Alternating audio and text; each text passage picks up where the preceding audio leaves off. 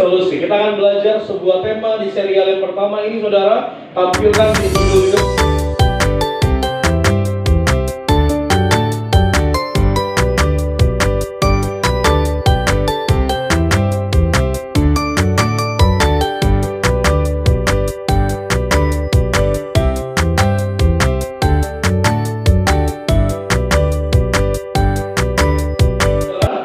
Resolusi. Kita akan belajar sebuah tema di serial yang pertama ini, saudara. Tampilkan di judul di depan. Temanya adalah berbuah di musim yang baru. Coba bilang sama saya, berbuah, saudara.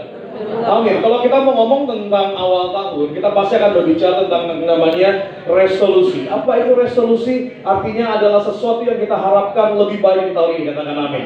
Mungkin setiap kita punya resolusi. Oh, saya berdoa. Oh, saya beriman. Saya berharap supaya saya punya pekerjaan diberkati Tuhan. Atau mungkin ada yang punya resolusi supaya usaha atau karirnya diberkati sama Tuhan. Atau juga mungkin ada orang yang berdoa, Pak, saya berdoa, saya berindu, Pak, di tahun 2025 saya nggak kontrak lagi, Pak, punya rumah di bumi, dalam nama Tuhan Yesus katakan amin. Amin. Bahkan ada juga yang mungkin yang sedang kondisi badannya nggak sehat, mungkin doa punya resolusi supaya tahun 2025 tubuhnya lebih sehat, badannya lebih sehat. Atau mungkin buat setiap anak-anak muda atau jemaat Tuhan yang belum punya pasangan, mungkin berdoa resolusi tahun ini punya pasangan, katakan amin. Amin. Amin. Bapak Ibu yang udah nikah jangan bilang amin, Bapak Ibu ya. Ini buat yang masih single aja nih Bapak Ibu nih. Saudara, kalau kita ngomong tentang resolusi, pasti kita akan bermuara tentang diri kita. Kita pengen lebih baik di tahun ini, kita pengen lebih berhasil di tahun ini, kita pengen semakin lebih diberkati di tahun ini. Itu nggak salah. Kalau kita pengen semua faktor ekonomi atau setiap aspek kehidupan kita diberkati sama Tuhan, itu bukan sesuatu yang salah. Namun apakah kita pernah berpikir apa resolusi iman kita di hadapan Tuhan? Apakah kita pernah berdoa sama Tuhan, saya berdoa di tahun ini, di tahun 2025, hidup saya semakin mempermuliakan nama Tuhan? Betul, kalau kita mau ngomong punya pekerjaan yang diberkati, punya karir yang diberkati, punya uang yang diberkati, itu bukan kesalahan. Namun saya mau mengajar sama saudara dan saya hari ini supaya kita bukan hanya bermuara tentang diri kita di tahun 2025, namun kita apa yang bisa kita lakukan untuk kemuliaan bagi nama Tuhan. Saudara, kalau kita ngomong tentang berbuah, setiap kita dipanggil untuk menghasilkan buah, katakan amin. Amin. Setiap kita orang yang percaya, kita dipanggil untuk berbuah. Pertanyaannya, kalau kita hidup menghasilkan buah, buahnya siapa yang nikmati? Orang lain atau diri kita, saudara? Yang nikmati seharusnya di orang lain. Kalau kita menghasilkan buah, buah kita harus bisa dinikmati. Dan panggilan untuk hidup berbuah ini bukan hanya untuk setiap kita, namun semua orang dipanggil untuk berbuah. Katakan amin, saudara. Kita akan belajar bagaimana cara kita berbuah di setiap musim. Karena kita percaya orang Kristen, kita bukan hanya berbuah di setiap bulan Natal aja, saudara. Kita orang Kristen bukan hanya diminta untuk berbuah di setiap bulan Paskah aja, saudara. Namun dalam setiap kehidupan kita, kita harus berbuah. Kita buka firman Tuhan terlebih dahulu, saudara. Kita lihat di Yeremia 17 ayat yang ke-7 sampai dengan ke-8. Yeremia 17 ayat yang ke-7 sampai dengan 8. Kita akan belajar 3 hal yang dapat kita lakukan agar kita berbuah di musim yang baru. Yeremia 17 ayat 7 sampai dengan 8, kita baca sama-sama. 3, 2, ya. Diberkatilah orang yang mengandalkan Tuhan, yang menaruh harapannya pada Tuhan. Ia akan seperti pohon yang ditanam di tepi, yang merambat akar-akarnya ke tepi batang, dan yang tidak mengalami datangnya panas terik, yang daunnya tetap hijau, yang tidak khawatir dalam tahun kering, dan yang tidak berhenti menghasilkan buah. Kita akan berawal belajar, saudara, apa 3 hal yang dapat membuat kita berbuah di dalam Tuhan. Boleh tampilkan yang pertama? Yang pertama adalah mengandalkan Tuhan. Saya bilang sama saya, mengandalkan Tuhan. Amin. Kita lihat lagi ayat di Yeremia 17 ayat yang ke-7, saya bacakan bagi jemaat Tuhan. Firman Tuhan bilang begini sama saudara dan saya. Diberkatilah orang yang mengandalkan Tuhan, yang menaruh harapannya kepada Tuhan. Apa arti dari mengandalkan? Ternyata dalam bahasa aslinya adalah bautah. Bautah, saudara. Apa itu bautah? Itu artinya adalah percaya. Diberkatilah orang yang percaya kepada Tuhan. Saya bilang sama saya, percaya. Yang menaruh harapannya kepada Tuhan. Yang menariknya begini, saudara. Kalau kita lihat di Yeremia 17 ayat 7 bilang begini, diberkatilah orang yang percaya sama Tuhan. Orang yang percaya sama Tuhan pasti diberkati, katakan amin. Amin. Namun yang berbahaya begini, dalam Yeremia 17 ayat yang kelima, sebelum ayat yang ketujuh, saudara, ada firman Tuhan bilang begini, saya bacakan bagi jemaat Tuhan. Beginilah firman Tuhan, terkutuklah orang yang mengandalkan manusia, yang mengandalkan kekuatannya sendiri, dan yang hatinya menjauh daripada Tuhan. Yang pertama apa, saudara? Yang pertama, mengandalkan Tuhan. Jangan sekali-kali pun kita mengandalkan manusia. Jangan sampai kita berharap sama manusia, karena dengar baik, manusia ada waktunya pasti mengecewakan. Namun Tuhan gak pernah mengecewakan setiap kita, katakan amin. Amin. Saudara, kalau kita mau ngomong tentang mengandalkan Tuhan, berarti kalau kita baca firman Tuhan ini, berarti kita gak boleh bergantung sama manusia lain.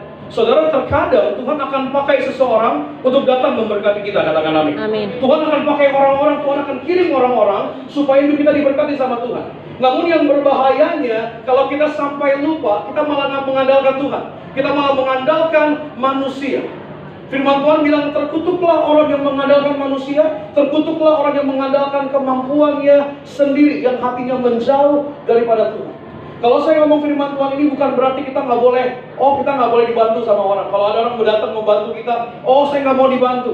Saya akan dibantu sama Tuhan. Saudara, Tuhan bisa pakai manusia untuk datang memberkati saudara, katakan amin. Namun yang berbahaya kalau kita menggantungkan rasa percaya kita sama manusia. Yang paling berbahaya kalau kita bilang begini, tenang, saya aman kok, saya kenal orang ini, saya pasti hidupnya akan diproteksi, saya hidupnya pasti akan dijaga, saya pasti nggak akan menghadapi sebuah masalah. Dengar baik, saudara, ada waktunya manusia pasti akan mengecewakan. Betul. Ada waktunya. Makanya begini, kalau kita ngandelin kekuatan kita atau mengandalkan manusia lain, firman Tuhan akan bilang begini, terkutuklah orang yang mengandalkan orang lain. Saudara, dengar baik. Namun pengharapan di dalam Tuhan tidak pernah mengecewakan setiap kita. Saya mau bilang sama saudara, bukan berarti kita jangan mau dibantu sama orang. Enggak. Tuhan bisa kirim orang untuk tolong kita. Tuhan bisa kirim untuk berkatin kita. Tuhan bisa kirim seseorang untuk menguatkan iman kita. Namun yang berbahaya kalau kita mengandalkan manusia. Yang berbahaya kalau kita menggantungkan rasa aman kita sama manusia. Firman Tuhan bilang begini dalam Pengkhotbah 3 ayat yang pertama, saudara. Pengkhotbah 3 yang pertama bilang begini, untuk segala sesuatu ada masanya. Untuk apapun di bawah langit ini ada waktunya. Saudara, dengar baik. Manusia akan datang silih berganti. People come and go. Ada waktunya di musim ini ada seseorang yang baik sama saudara. Namun ada di musim selanjutnya orang ini nggak bisa lagi bantu saudara. Akan silih berganti. Kalau kita mengandalkan seseorang, kita bilang, kita aman kok sama dia. Dia orang yang kuat, dia orang yang hebat, dia orang yang bisa bantu kita, dia bisa orang yang tolong kita. Namun saudara, dengar baik, di dalam dunia ini segala sesuatu ada masanya. Enggak semua orang selalu ada di atas. Namun hidup ini akan terus berputar, hidup ini akan terus berganti. Makanya berbahayanya kalau kita menggantungkan iman kita sama yang dapat berganti kepada manusia. Namun ada satu pribadi yang gak dapat tergantikan. Siapa samanya, saudara? Tuhan Yesus Kristus. Diberkatilah orang yang mengandalkan Tuhan. Amin. Yang menaruh pengharapannya sama Tuhan. Amin. Namun firman Tuhan bilang begini, terkutuklah orang yang mengandalkan manusia, yang mengandalkan kekuatannya sendiri. Namun bukan berarti saudara kalau ditolong sama orang, saudara gak mau ditolong. Bukan begitu. Tapi jangan sampai kita percayanya sama manusia, percayanya sama Tuhan. Tuhan akan kirim orang-orang baik untuk tolong kita. Tuhan akan kirim orang-orang yang jadi berkat buat setiap kita. Sama seperti orang yang terdampar, saudara. Dia terdampar di sebuah pulau, saudara. Dia berdoa, Tuhan tolong saya, Tuhan selamatkan saya. Tiba-tiba ada sekoci datang, saudara, lewat. Ada manusia lewat bawa sekoci kecil. Dia bilang, ayo saya bantu keluar dari pulau yang tersesat ini. Dia bilang, enggak, saya nggak butuh pertolongan manusia. Saya tunggu Tuhan aja. Akhirnya orang itu lewat. Dia berdoa lagi, Tuhan tolong saya, Tuhan selamatkan saya. Ada lagi perahu kecil datang. Ayo naik perahu, saya tolong kamu, saya selamatkan kamu. Dia bilang begini, enggak, saya percaya sama Tuhan, Tuhan yang pasti tolong saya. Akhirnya orang itu pergi lagi, saudara. Dan akhirnya nggak ada orang satupun yang datang dan menyelamatkan dia. Akhirnya dia mati. Pertanyaannya, apakah Tuhan nggak tolong dia? Tuhan tolong dia. Tuhan kirim manusia untuk memberkati hidupnya. Namun dia salah menangkap berkat yang daripada Tuhan. Kita bilang mengandalkan Tuhan bukan berarti kita tolak bantuan dari manusia lain. Bukan berarti kalau ada orang yang baik sama kita, kita bilang, nggak perlu baik sama saya, Tuhan udah baik buat saya. Enggak. Tuhan bisa pakai siapapun datang untuk memberkati setiap kita. Namun yang harus kita lakukan adalah jangan gantungkan rasa aman saudara, rasa percaya saudara sama manusia. Karena manusia akan ada waktunya mengecewakan. Ada satu pribadi yang gak pernah mengecewakan, namanya Tuhan Yesus Kristus, katakan amin. Saudara, firman Tuhan bilang begini dalam Mazmur 1 ayat yang ketiga. Kita baca sama-sama, 3, 2, ya. Ia seperti pohon yang ditanam di tepi aliran air, yang menghasilkan buahnya pada musimnya, dan yang tidak layu daunnya. Apa saja yang diperbuatnya menjadi berhasil. Saudara, jangan mengandalkan kemampuan kita sendiri. Tahun 2025 kalau kita mengandalkan kekuatan kita sendiri, saudara dengar baik, kita pasti babak belur, saudara. Jangan pernah mengandalkan kekuatan kita sendiri. Kita nggak pernah tahu hari esok. Kita nggak pernah tahu bagaimana keadaan bulan besok. Kita nggak pernah tahu kejadian apa yang akan terjadi di tahun 2025. Firman Tuhan bilang tertutuklah orang yang mengandalkan kemampuannya sendiri. Saudara, jangan pernah mengandalkan kemampuan kita sendiri maupun orang lain. Berharaplah sama Tuhan, maka yang akan membuat hidup saudara menang, beruntung, dan juga berhasil. Katakan amin, saudara. Yang pertama, bagaimana cara kita berbuah di setiap musim? Yang pertama adalah andalkan Tuhan. Percaya sama waktunya Tuhan. Percaya sama caranya Tuhan. Percaya sama momentumnya dari Tuhan. Saudara dengar baik, gantungkan iman saudara sama Tuhan, maka ia akan membuat saudara berhasil.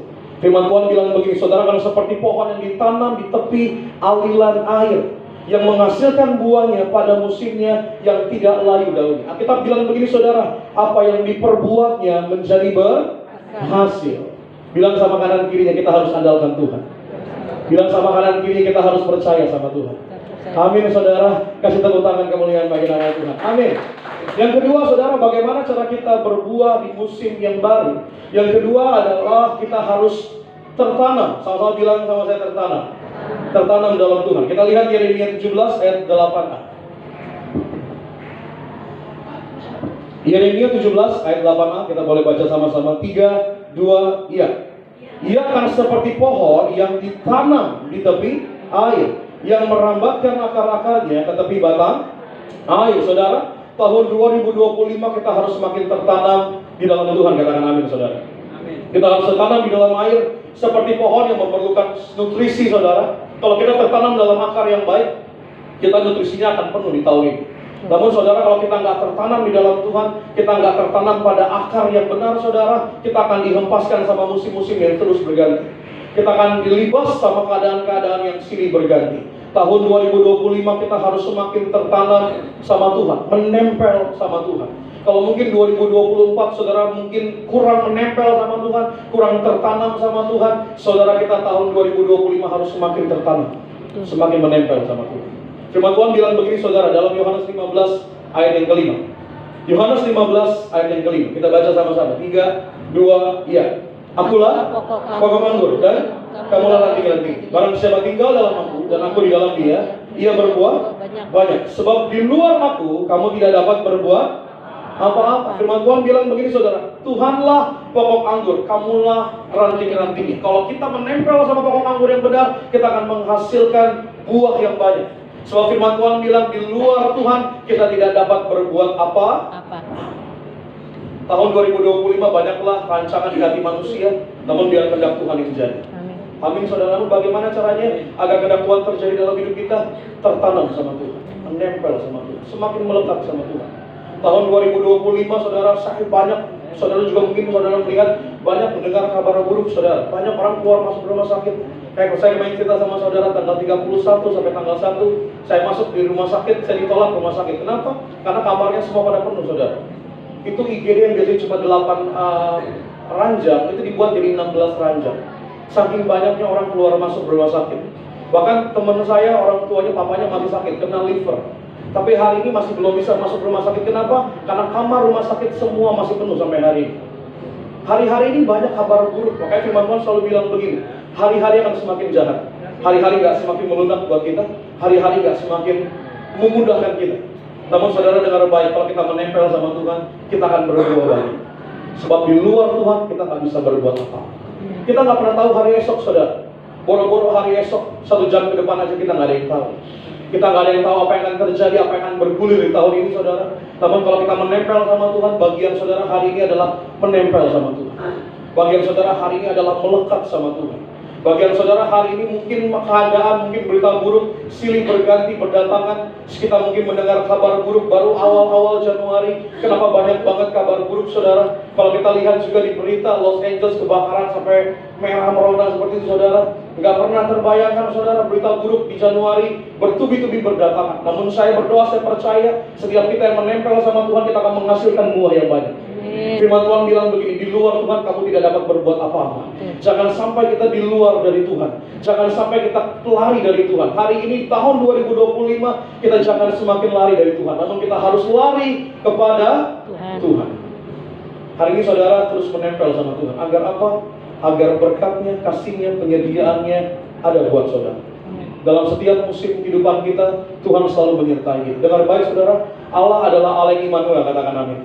Dia Allah yang beserta saudara. Dalam setiap musim kehidupan saudara, dalam musim kering sekalipun, dalam musim yang subur sekalipun, Tuhan selalu menyertai saudara.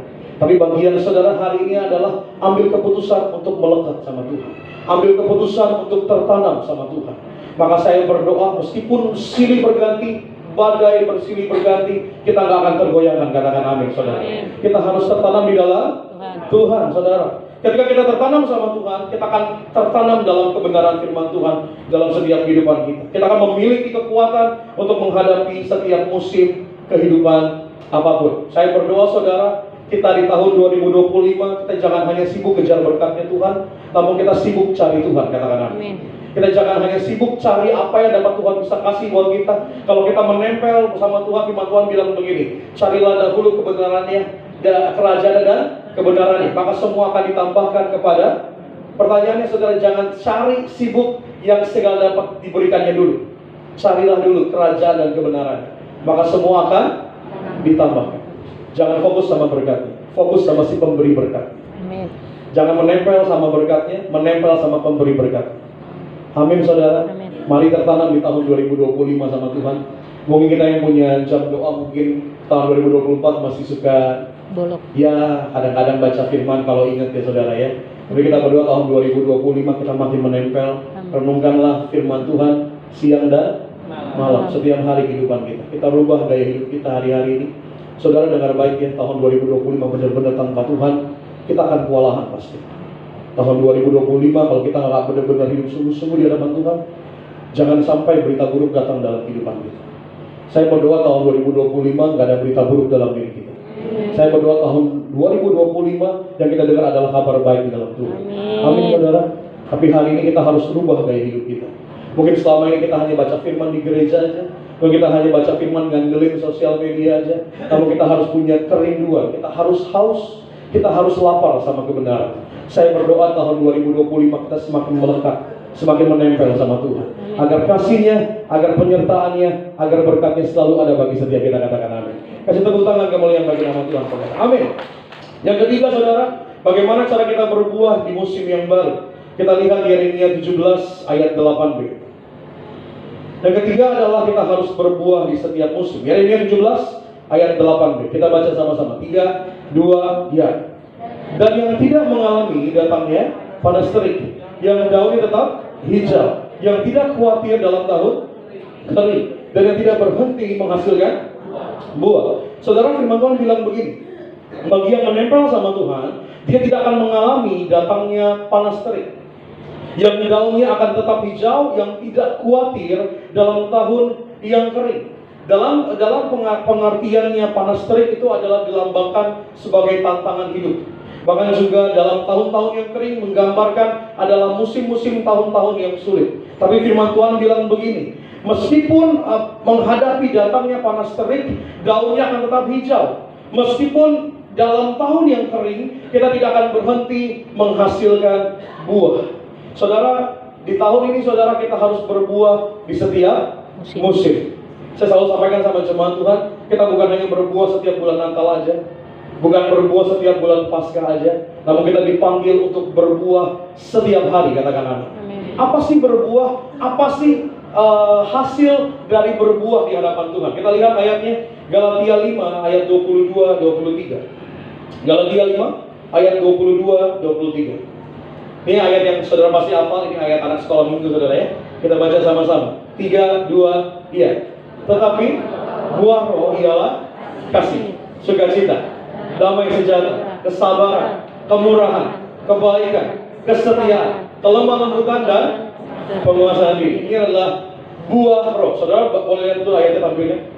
Saudara, firman Tuhan bilang begini, tetapi buah roh. Sama bilang sama saya buah roh. Buah roh. Tuhan nggak bilang begini, tetapi buah-buah roh. Tapi firman Tuhan bilang tetapi buah roh. Artinya ini menjadi satu kesatuan. Apa artinya saudara? Kalau kita mau ngomong tentang buah roh, ada orang bilang begini, Pak, saya udah mendekat sama Tuhan, Pak, saya melekat sama Tuhan, Pak.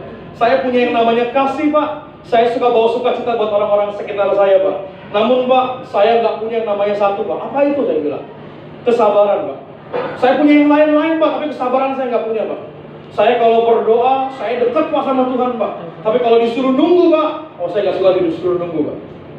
Atau ada yang bilang begini, Pak, saya punya kasih, sukacita, damai sejahtera. Saya orang yang sabar, Pak. Tapi, Pak, saya nggak punya satu, Pak. Apa itu? Saya nggak punya pengendalian diri, Pak. Mulut saya suka nggak punya pengendalian diri. Firman Tuhan bilang begini, tetapi buah roh, bukan buah-buah roh. Seharusnya kalau buah roh ada dalam diri kita, seharusnya ada kasih, sukacita, damai sejahtera, dan lain-lain. Semuanya menjadi satu kesatuan. Karena itu adalah buah roh. Sebagai contoh saudara, kalau saya kemarin, hari Senin kemarin saya datang ke Pontianak saudara, itu lagi musim durian saudara ya. Durian itu bertebaran di mana-mana, itu saya makan durian. Saya mau bilang sama saudara, saya mau cerita, saya kemarin makan durian saudara, bijinya saya telan saudara. Pertanyaannya, itu durian atau bukan saudara? Bukan. Bukan, karena biji durian tidak bisa ditelan. Ada yang mau telan biji durian?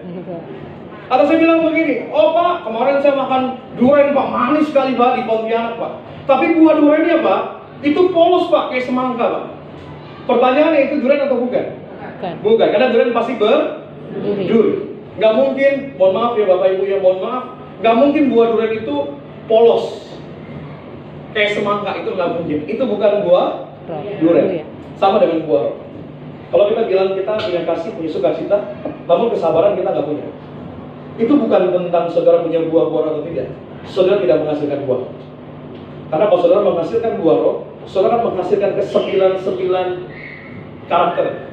Kasih, sukacita, damai sejahtera, kesabaran, kemurahan, kelemah lembutan, dan penguasaan diri, dan lain-lain. Itulah buah. Hidup kita harus berbuah, katakan amin. Amin. Kita harus berbuah. Kita harus menghasilkan buah roh yang menghasilkan karakter dari Kristus. Kalau kita bilang, Pak, saya udah berdoa, Pak, namun saya masih belum punya 9-9-nya, Pak. Itu bukan berarti saudara belum.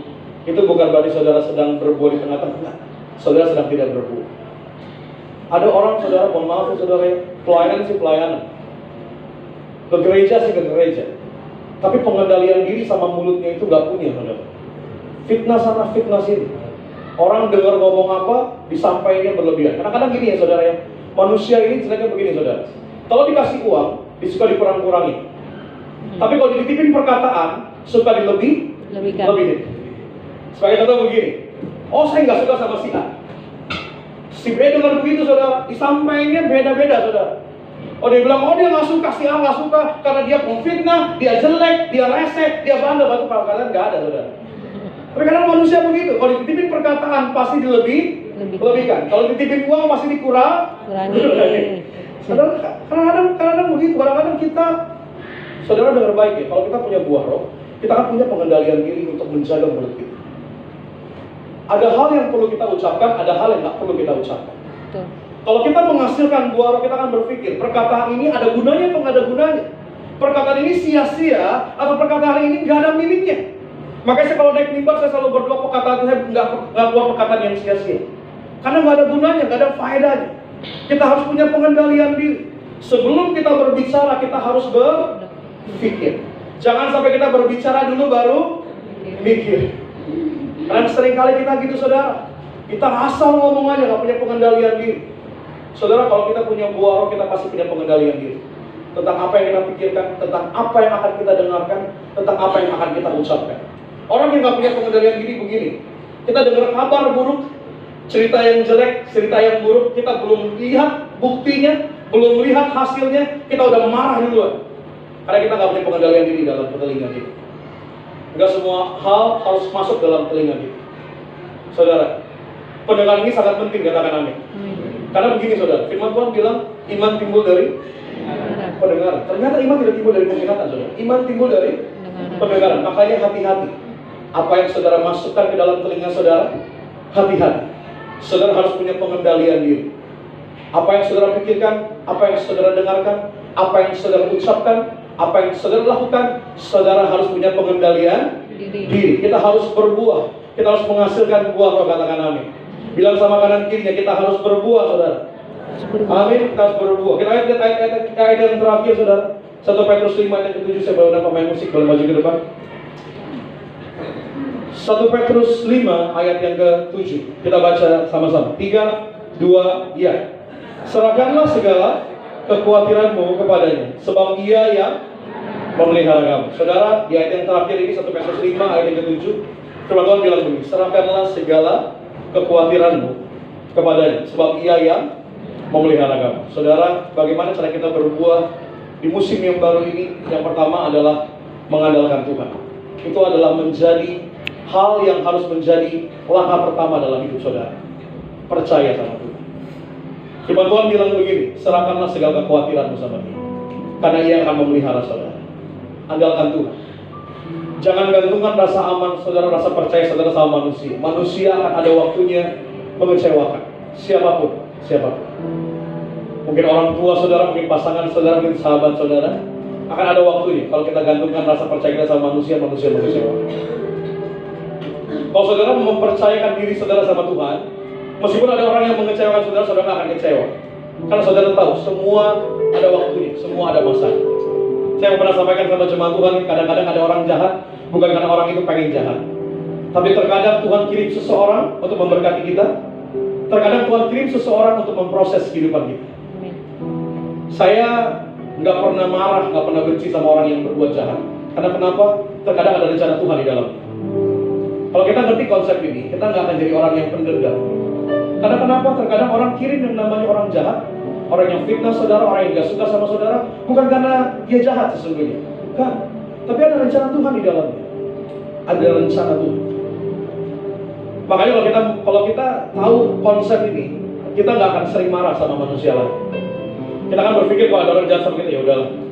Memang terkadang Tuhan kirim seseorang untuk memberkati, namun kadang-kadang Tuhan kirim seseorang untuk memproses iman kita. Kita akan nggak bisa jadi sabar kalau kita nggak ketemu sama orang yang bisa bikin kita sabar. Kita nggak akan jadi orang yang pemaaf kalau kita nggak ketemu sama orang yang nyakitin kita.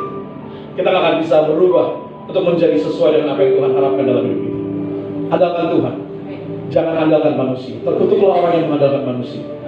Yang kedua apa saudara? Yang kedua kita harus tertanam di dalam Tuhan, tertanam sama kebenaran firman Tuhan, tertanam sama Yesus Kristus.